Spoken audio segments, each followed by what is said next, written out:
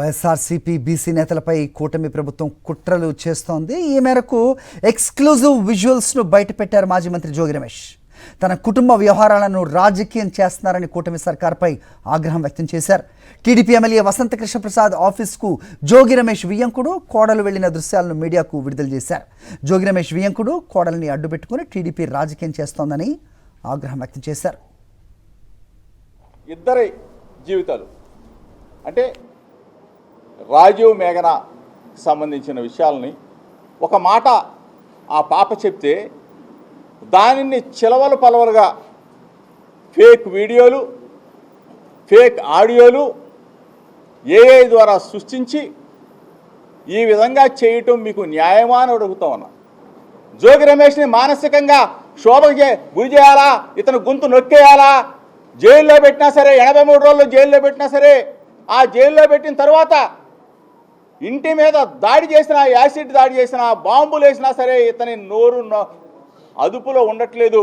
ప్రజా సమస్యల మీద పోరాటం చేస్తూ ఉన్నాడు, ప్రశ్నిస్తున్నాడని చెప్పేసి ఈ విధంగా కుటుంబ పరంగా ఎవరిళ్లలో లేవయ్యా చంద్రబాబు నాయుడు? జోగి రమేష్ ఒక్కడే.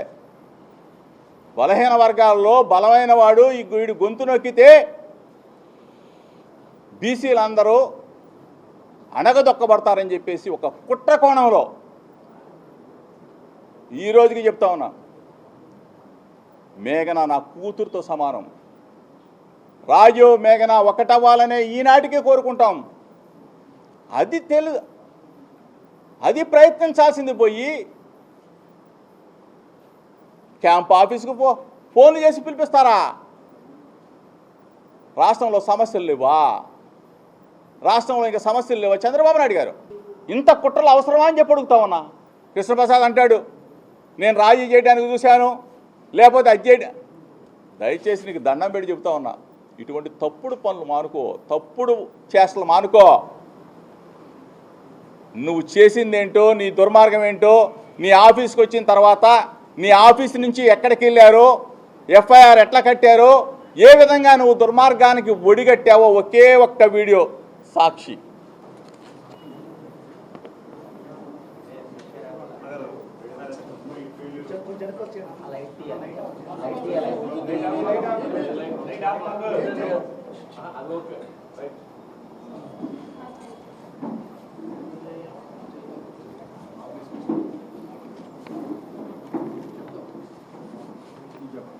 కృష్ణప్రసాద్ ఆఫీసు, కృష్ణప్రసాద్ కారు,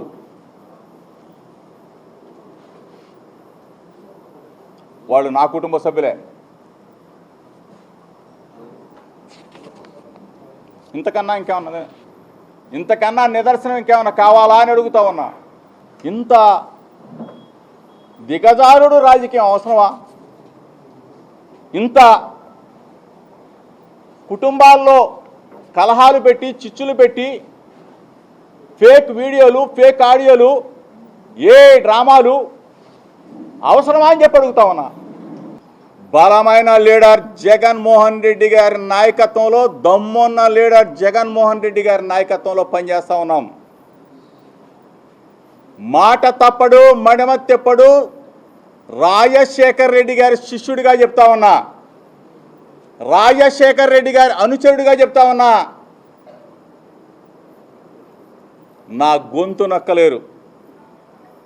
నా గొంతు నొక్కాలని చూస్తే చంద్రబాబు నాయుడు కానీ, లోకేష్ కానీ, ఇక్కడున్న కేడి ప్రసాద్కి చెప్తా ఉన్నా, ప్రజలు మీ పేక నొక్కేస్తారు.